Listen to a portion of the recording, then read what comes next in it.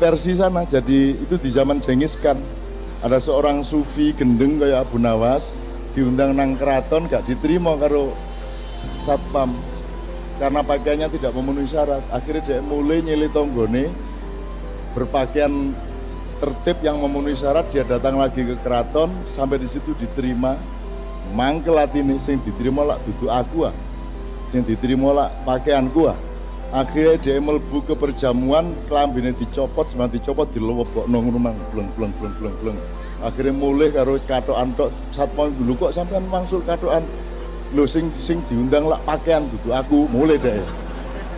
Iku Nasruddin. Tapi lak gak sampai jangan sambel-sambel dibledot. Nah, Sunan Kalijaga Jawa rek lebih dari wong Arab ya wong Persia. Nek ngono tok gampang iku durung luwih dramatis. Oh, nek Jawa. Itu sekalian ya, oke. Jadi Sunan Kalijaga itu pun dia mengalami kegagalan. Saya kasih dua aja kegagalan.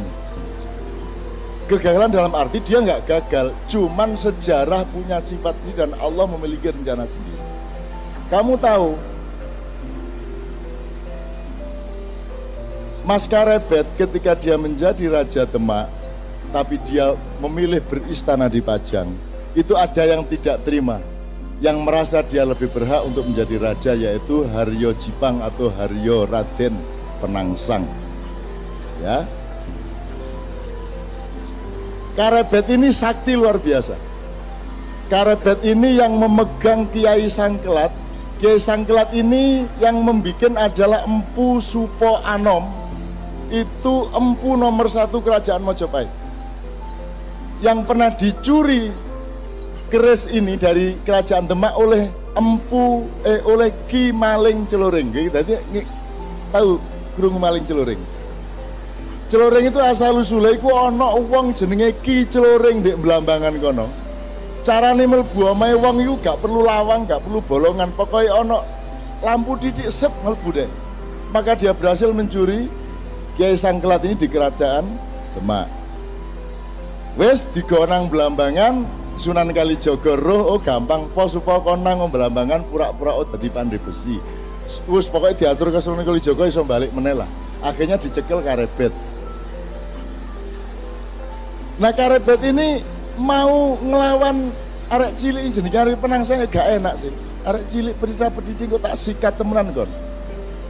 Akhirnya sing dikongkon ngladeni anak angkatnya yaitu Jebeng Sutowijoyo atau yang kelak menjadi Panembahan Senopati. Gitu ya.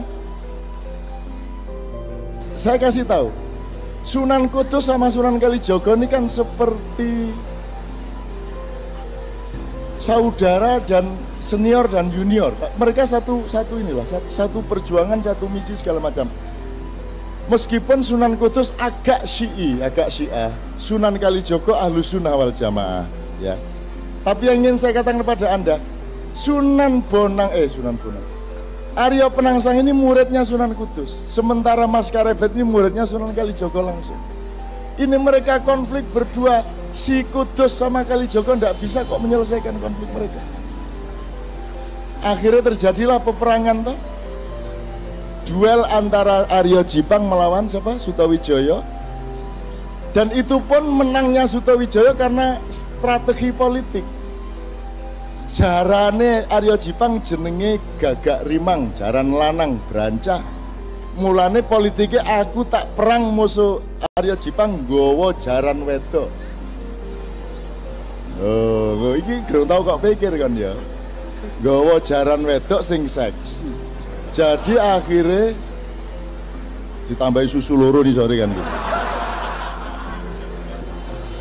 Anggur ngomong seksi ngono gemeriyuk. Oke? Kan ngerti tau ceritanya nyenengke kok. Nek ceritanya tuh memang dramatis. Akhirnya tidak terkendali Gagak Rimang ini. Jadi Aryo Jipang di seberang sungai, Panembahan Senopati di sini, Jepeng itu di sini. Begitu si Gagak Rimang ngelihat kuda ini, dia langsung meloncat menyeberangi sungai di luar kendali Aryo Jipang. Nah, ketika kudanya larat seperti itu, dia tidak mampu menguasai dirinya, sehingga tombak Kiai Banca si Jebeng Sutowijaya ini masuk ke perutnya Arya Penangsang. Nah, Arya ketika ditarik ternyata ususnya membaur keluar sampai akhirnya ngguleti sak wetenge sak nggon sabuke, sehingga ketika Arya Penangsang menarik kerisnya ususnya brodol, kena kerisnya dhewe mati. Lho nyenengno iku. Artinya adegane iso-iso lain. Ana wong mati ususnya. Saya terus jadi eling Cak Nur. Cak Nur Khalil Majid itu meninggalnya dalam keadaan ususnya masih di luar perut, dan aku takon nang Bu Umi ki kapan jari dokter iki ususnya dilebokno, jari dokter anu ngenteni Cak Nur sehat. Mboten kualik ta. Nek prasa kula Cak Nur sehat ususnya dilebokno lha ngoten sih. Nek jari dokter gak Cak Nur dinteni sehat sik kae ususnya dilebokno. Iki sing bener sing diki filsafate iki. Itu juga yang terjadi pada Arya. Jadi Sunan Kalijaga sampai akhir hayatnya tidak mampu mendamaikan dua orang ini, bahkan dengan Sunan Kudus. Satu, jadi gak iso masih aku kate lapo-lapo ndek dunia iki, nek aku gak iso Gusti Allah mentakdirkan aku gak iso mengatasi masalah, ya gak masalah, yang penting aku berjuang terus. Dan Sunan Kalijaga meneruskan perjuangan sampai awal Mataram. Karena masuknya tak kandani. Kenapa saya Mojopahit kok dibawa ke Demak? Karena ada semburan lumpur di Canggu, ada lempengan bumi yang bergeser, yang membuat struktur pertanian menjadi kacau di ujung Mojopahit itu, sehingga infrastruktur pertaniannya menjadi tidak mampu lagi menyangga perekonomian Mojopahit. Maka Sunan Kalijaga berpikir harus menoleh kepada perdagangan global, harus menoleh kepada ekonomi pesisir. Maka ditransformasikanlah dari kerajaan yang agak di pedalaman, yaitu di Mojoagung, Canggu, Mojokerto, itu diseret ke pinggir pantai, yaitu ke Demak, di desa Gelagahwangi, dalam rangka supaya ada transformasi menuju pertahanan pangan dan lain sebagainya. Dan itu Sunan Kalijaga luar biasa. Nek wong gak ngerti perekonomian gak iso duwe ide kaya ngono iku. Jadi Sunan Kalijaga iku duduk seniman yang berdakwah dengan seni. Sunan Kalijaga ahli ekonomi, ahli perdagangan, ahli strategi politik, pendekar yang mumpuni, dan seterusnya dan seterusnya. Nah, ekonomi pesisir ini kemudian pelan-pelan dieliminasi lagi oleh watak Jawa yang kurang tegas. Jadi Raden Sultan Hadiwijaya Joko Tingkir iku pekewo, kate beristana di Demak itu pekewo. Aku tak ndek pinggir-pinggir, aku tak ndek Pajangai. Dia lupa bahwa dengan dia masuk ke Pajang, maka seluruh infrastruktur keraton juga akan pindah ke pedalaman. Jadi perekonomian global yang diciptakan Sunan Kalijaga menjadi masuk ke pedalaman. Sunan Kalijaga tidak setuju, tapi sudah terlanjur. Ketika itu kemudian sibuk dengan pertarungan antara Mas Karebet dengan Arya Jipang. Itu pun kemudian ketika sampai kepada gara-gara Arya Jipang bisa dibunuh oleh Panembahan Senopati, akhirnya Panembahan Senopati diberi hadiah oleh Mas Karebet tanah Mentau. Dan Mentau itu sangat pedalaman. Maka terjadilah degradasi politik. Dari pedalaman ke pesisir, dari pesisir dikembalikan ke pedalaman, itu pun degradasinya double. Tidak hanya sifat perdagangannya menjadi dari perdagangan ke pertanian, tapi legitimasi spiritualnya pun berubah dari Wali Songo yang semula menjadi background politik, berubah menjadi Nyai Roro Kidul. Nah, Panembahan Senopati kemudian sirsiran dan kawin sama Nyai Roro Kidul sampai Sultan Hamengkubuwono ke-10. Semua rabi karo Nyai Roro Kidul.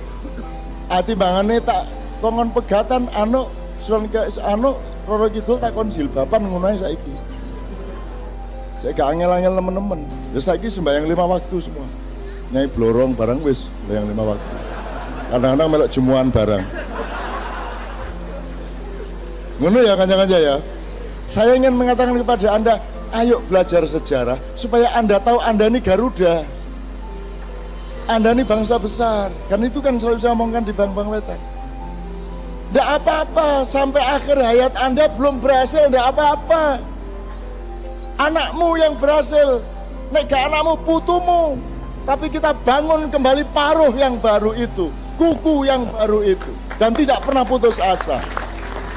Gak direken karo pemerintah, gak direken karo Indonesia, anggitmu Bang Wetan direken ngono ta ya apa? Kene ya gak ono sing ngreken. Gitu loh. Ayo direken-reken dhewe. Kok repot. Geden di Bang Wetan karo Indonesia aku takon, secara nilai.